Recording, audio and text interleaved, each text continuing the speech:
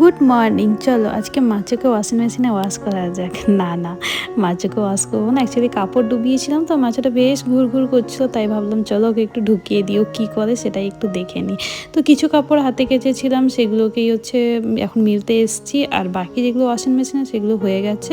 আর এদিকে ভাত বসিয়ে দিয়েছি, যেহেতু গলুর স্কুল আছে। আর মাছও আজকে একটা বদমাশি তোমাদের সাথে শেয়ার করব। সে ডাস্টবিনে না যেহেতু মুড়িগুলোকে ফেলেছিলাম ওগুলোকেই খেতে গেছিলো, যেই তাকে ধরে নিয়েছি ব্যাস নাটক করতে চলে এসছে। এখন সে আমার কাছে অনেক আদর খাবে। পার্সেল রিসিভ করে লাঞ্চ করতে বসে পড়েছি। আর মাছটা কিন্তু এই বারবার আসছিল আমার সাথে লাঞ্চ শেয়ার করবে বলে, কিন্তু না, ওকে এখন আমি এই সমস্ত জিনিস খেতে দিচ্ছি না।